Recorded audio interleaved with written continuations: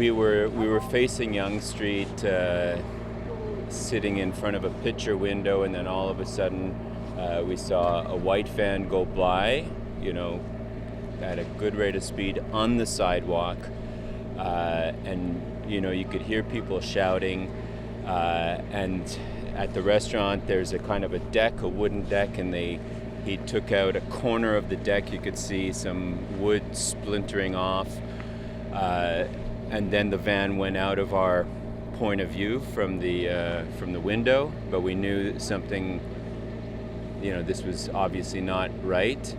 So a lot of people, we ran out of the restaurant, and then we could see the van heading further down south on Yonge Street. Was it swerving?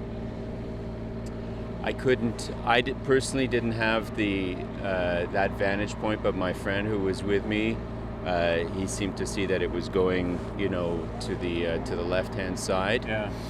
And but we immediately, then our attention was diverted to a fellow who had been hit.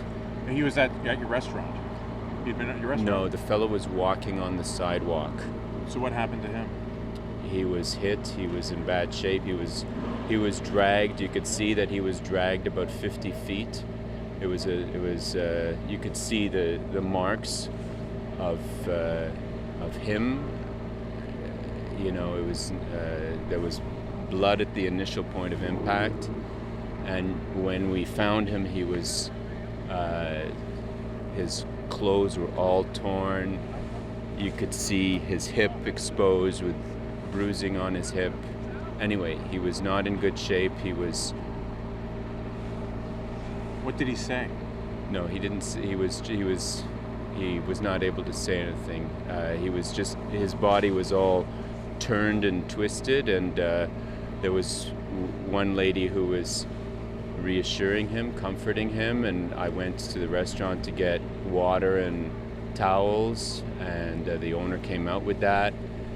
My buddy called 911, but the lines were jammed up, so I went to I knew that the cop shop was just around the corner, so I went to the intersection, to the lights, and basically flagged down a fire truck and told them to go to this fellow.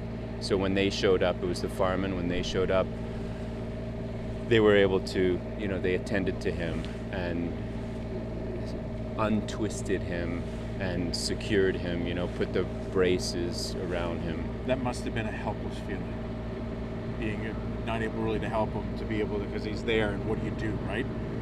Well, my mother and sister were ski patrollers, and so, you kind of learn a little bit. You got to clear the area. So I don't want this specifically. There was one person saying, get his arm out from under him, untwist him. And I said, no, don't do that, because you don't know if you can injure the person more or if you can aggravate the situation. And so I said, reassure him.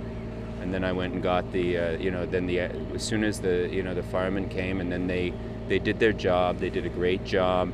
How long did he have to wait for the firemen to get there? 3 minutes. Not Lucky. that long. Well, Lucky. Because I was running to the cop shop, so I knew it was around the corner, and they were, they obviously had a major incident on their hands. They were just coming out to Yonge Street to try and respond. And, so I just knew that they didn't quite know where to go, and I said, this guy here needs your help. Well, I mean, so in retrospect, now that you've had time to digest this, what do you think about what happened here today?